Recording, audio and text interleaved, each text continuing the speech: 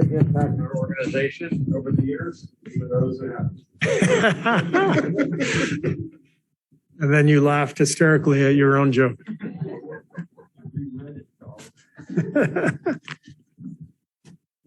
All right. Steve, no Andre tonight. Is everything all good with him? Just another rest day? Yeah, he's feeling a lot better today, but we're just going to be safe and keep him out. Do you care to share your starting five tonight? No, I'm not in the mood tonight either. But I will tell you that Klay is going to be a late scratch. Got a little knee soreness, so we're not going to play him tonight, and he'll just be day to day.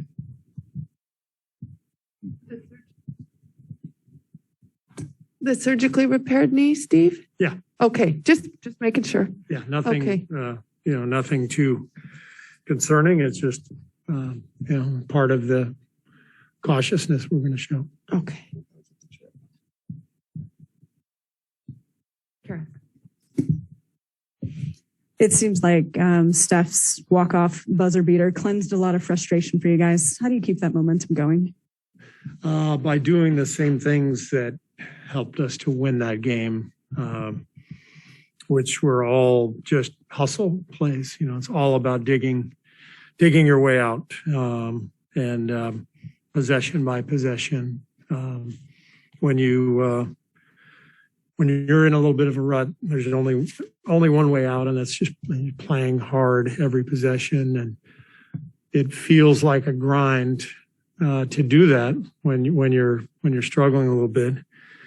But what happens is if you can find a little momentum like we did the other night, and then you do it again the next game and you get a little more momentum and shots start falling, things tend to turn. And then it doesn't feel like such a chore to play hard. But I just think that the other night was a really good start to try to climb out of the little hole we've dug ourselves.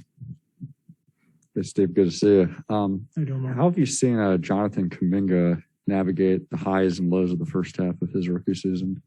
Well, he's a typical rookie. Everything's coming really fast, and he has his good moments, and he has some low moments, and everything in between. And there's another practice the next day, and a game after that, and it's just really about going through the whole season and understanding those ups and downs, and maintaining an effort and a concentration and focus in order to take the steps consistently to get better. And it's not easy. It's an emotional game. There's a lot of pressure on these guys, and you have one great game and you think, all right, I got it. And then the next game doesn't go your way, and you get down in the dumps, and that pattern continues over and over and over again. It can be overwhelming. So it's one of the reasons most rookies struggle to really crack rotations and impact winning in a big way. But doesn't take away from the overall growth that's happening, big picture wise. And with that, what's been your early impressions with how receptive he is to feedback as well as course correcting? He's very receptive. He handles coaching well. What I like in recent weeks is he's communicated more. He's very quiet for the first couple of months of the season, and sometimes you didn't know what was being heard and what wasn't. And now he's much more engaged in sort of conversation regarding fundamentals and things that we're working on. Steve, I know the team was off yesterday, but just start checking to see if Wiseman was able to do anything, has been able to do anything in the last couple of days. Raymond, I don't know. I wasn't here yesterday. Yeah. We haven't really checked in with you on Steph Curry's rotation pattern in a while. Obviously, it's something that you overhauled at the beginning of the season. I've mostly kept it. Where are you at on that? And do you expect that to be just a full season thing? I think we're in a pretty good pattern now where, we play them kind of the first 9 minutes of the game, take them out, start the second quarter, take them out for a few minutes in the middle of the second, and then hopefully repeat that in the second half. And that puts him around 35, 36 for the game. Just so happens that the last two games, we felt like we had to keep playing him, and we did, and he went up over that limit. But he had also had, pretty good week of rest. He had a few days off, missing the last game of our trip. And I think 28 minutes against, who was it? No, after when we came home, Detroit, 28.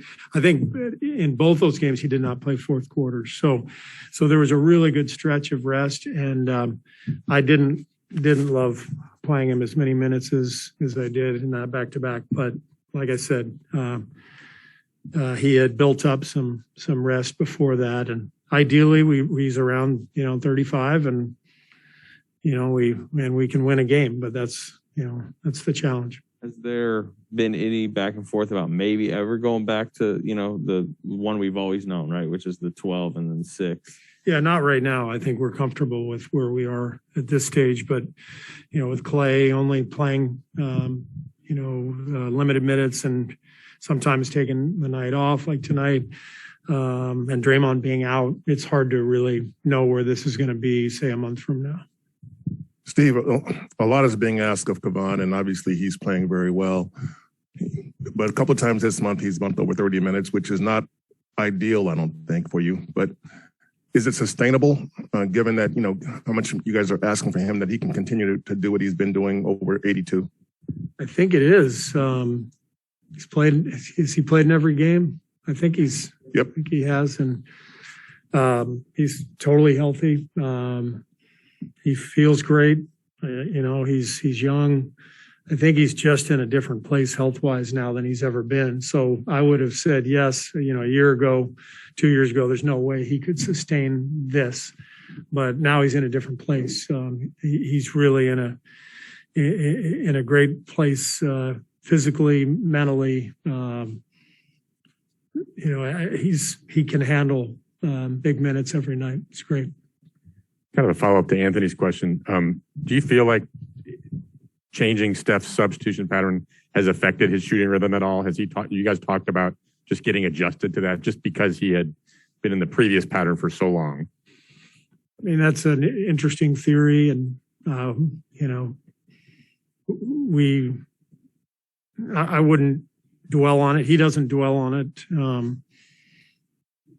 I've brought it up with him, and I think I might have even brought it up with you guys at one point, if I'm not mistaken. But,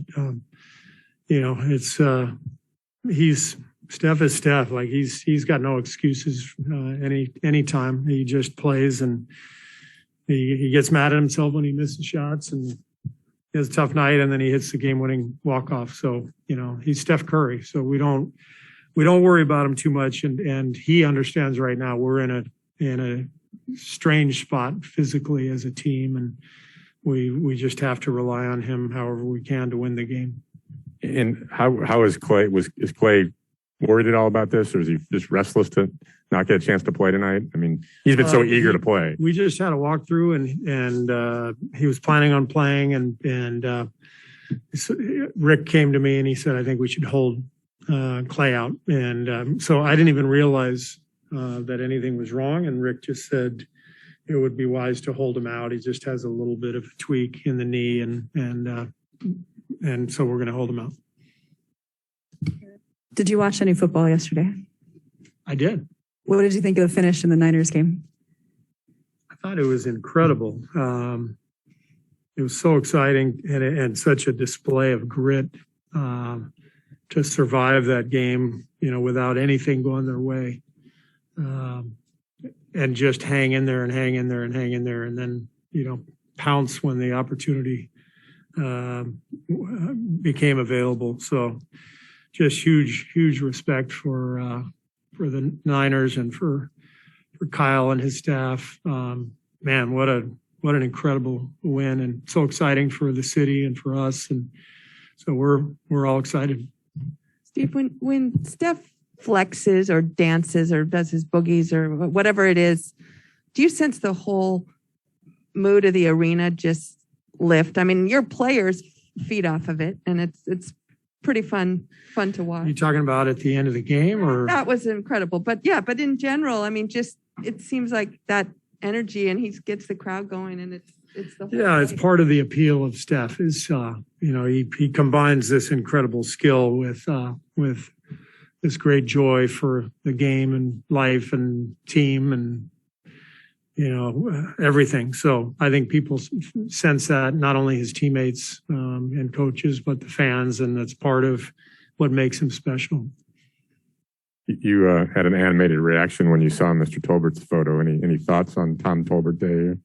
Well, I think at one point he had a haircut that they called the Bobcat. I don't know if you remember that. And because I can't remember who came up with the name, but they said it was because it looked like a Bobcat was just sitting on top of his head.